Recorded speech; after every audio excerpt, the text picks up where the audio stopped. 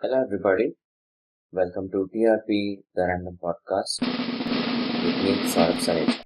This is the book reading series of TRP, and currently we are reading the book The Monk Who Sold His Ferrari by Robin S. Sharma. So let's continue from where we left off earlier.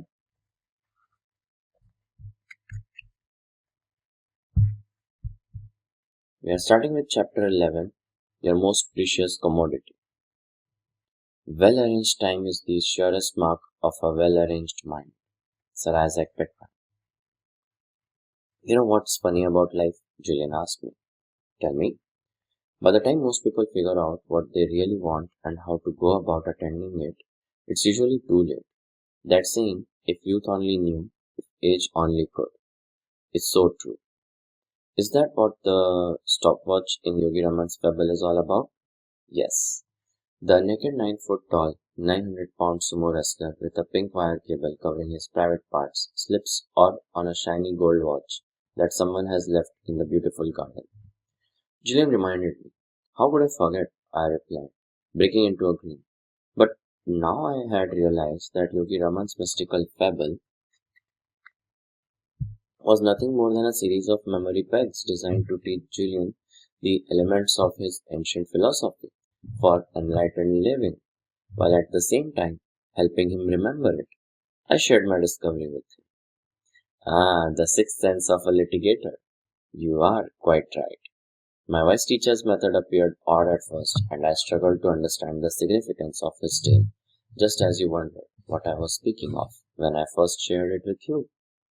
But I must tell you, John, all 7 elements of the story, from the garden and the naked sumo wrestler to the yellow roses and the path of diamonds, which I am soon getting to, serve a powerful reminder of the wisdom I learned in Sivana. The garden keeps me focused on inspiring thoughts. The lighthouse reminds me that the purpose of life is life of purpose. The sumo wrestler keeps me centered on continuous self-discovery, while the pink wire cable links me to the wonders of willpower. The day doesn't pass without me thinking about the fable and considering the principles Yogi Raman taught me. And exactly what does the shiny gold watch represent? It is a symbol of our most important commodity, time. What about positive thinking and goal setting and self-mastery? They all mean nothing without time. About 6 months after I made the delightful forest retreat in Sivana, my temporary home, one of the sages came to my hut of roses while I was studying. Her name was Divya. She was a stunningly beautiful woman with jet black hair that fell just below her waist, and in a very gentle and sweet voice, she informed me that she was the youngest of all the sages living in that secret mountain above. All she said she had come to me on the instructions of Yogi Raman, who had told her that I was the best student he had ever had. Maybe it is all the pain you suffered in your former life that has allowed you to embrace our wisdom with such an open heart. She stated, as the youngest of our community, I have been asked to bring you a gift. It is from all of us, and we offer it as a token of our respect for you. One who has traveled so far to learn our ways, at no point have you judged us or ridiculed our traditions. So, through you, though you have now decided to leave us within a few weeks, we consider you one of our own. No outsider has ever received what I am about to give you. What was the gift? I asked impatiently. Divya pulled out an object from her homespun cotton bag and handed it to me. Wrapped in a fragrant cover of some type of paper was something I never thought I would see there in a million years. It was a miniature hourglass, which had been made from a brown glass and a small piece of sandalwood. Seeing my expression, Divya quickly told me that each of the sages had received one of these instruments as children. Though we have no possessions and live pure, simple lives, we respect time and note its passing. These little hourglasses serve as daily reminders of our mortality and the importance of living full, productive days while advancing our purposes. These monks, up in the highest reaches of the Himalayan mountains, kept time. Each and every one of them understood the importance of time. They each had developed what I call a time consciousness. You see, I learned that time slips through our hands like grains of sand, never to return. Those who use time wisely from an early age are rewarded with rich, productive, and satisfying lives. Those who have never been exposed to the principle that time mastery is life mastery will never realize their enormous human potential. Time is great leveler, whether we are privileged or disadvantaged, whether we live in Texas or Tokyo. We all have been allotted days with only 24 hours. What separates those who build exceptional lives from the also runs in the way they use this time? I once heard my father say that it was the busiest people who have time to spare. What do you make of that? I agree. Busy, productive people are highly efficient with their time. They must be in order to survive. Being an excellent time manager doesn't mean that you must become a workaholic. On the contrary, time mastery allows you more time to do things you love to do, the things that are truly meaningful to you. Time mastery leads to life mastery. Guard time well. Remember, it's a non-renewable resource. Let me give you an example, Uh, Julian offered. Let's say it's Monday morning and your schedule is overflowing with appointments, meetings, and court appearances. Rather than getting up at your usual 6:30 a.m., gulping down a cup of Java, speeding off to work, and then spending a stressful day of catch up. Let's say you took 15 minutes the night before to plan your day.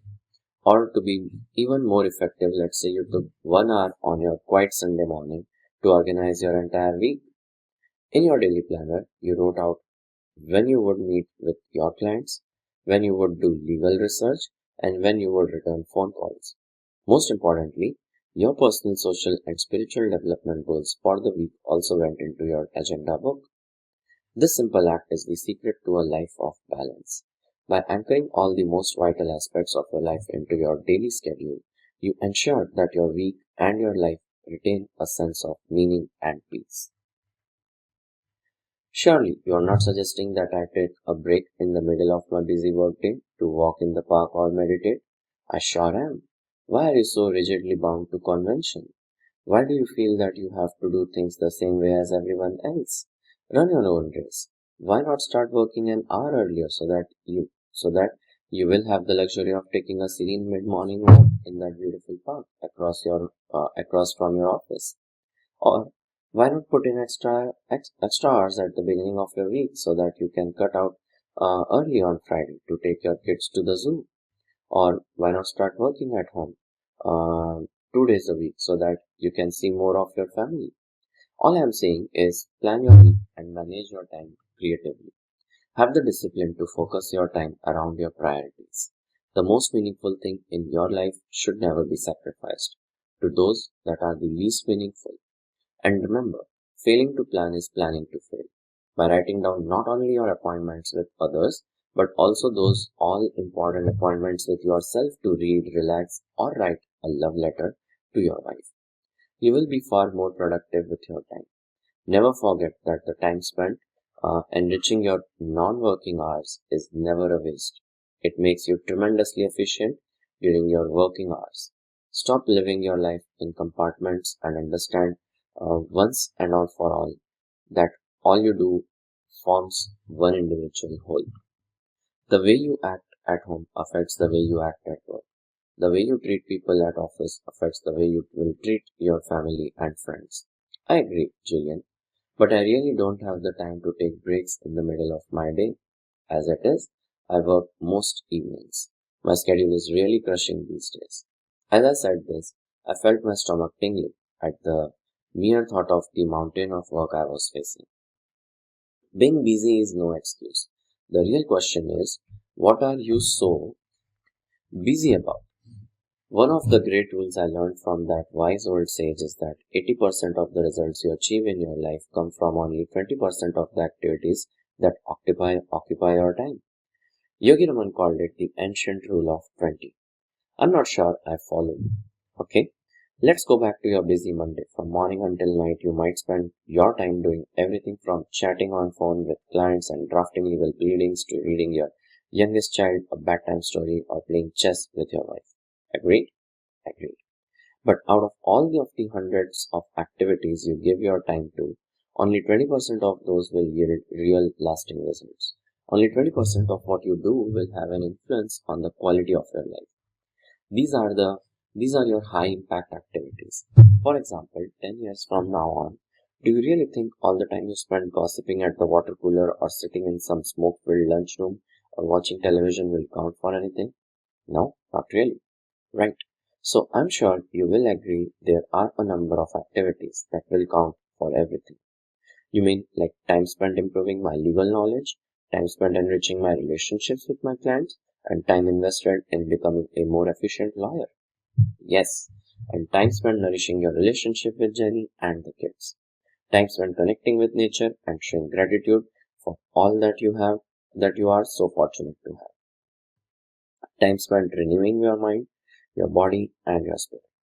These are just a few of the high impact activities that will allow you to design the life you deserve. Direct all of your time to those activities that count. Enlightened people are priority driven. This is the secret of the time mastery. Wow, Yogi Raman taught you all that. I have become a student of life, John. Yogi Raman certainly was a wonderful and inspiring teacher, and I will never forget him for that. But all of the lessons I have learned from my varied experiences have now come together, like pieces of a big jigsaw puzzle, to show me the way to a better life. Julian added, I hope you will learn from my earlier mistakes. Some people learn from the errors others have made. They are wise. Others feel that true learning comes only from personal experience. Such people endure needless pain and distress over the course of their lives. I had been to many seminars on time management as a lawyer. Yet, I had never heard the philosophy of time mastery that Julian was now sharing with me. Time management was not just something to focus on at the office and discard at closing time. It was a holistic system that could make all areas of my life more balanced and fulfilling. If I applied it correctly, I learned that by planning my days and taking the time to ensure that I was balanced in the use of my time, I would not only be far more productive, I would be far happier. So life is like a fat strip of bacon, I chimed in. You have to separate the meat from the fat in order to be the master of your time. Very good. You're on it now. And though my vegetarian side tells me to do otherwise, I love the analogy because it hits the nail right on the head. When you spend your time and precious mental energy focusing on the meat, you have no time to waste on the fat. This is the point at which your life moves from the realm of the ordinary into the exquisiteness of the extraordinary. This is when you really start to make things happen, and the doors to the temple of enlightenment suddenly swing open, Julian observed.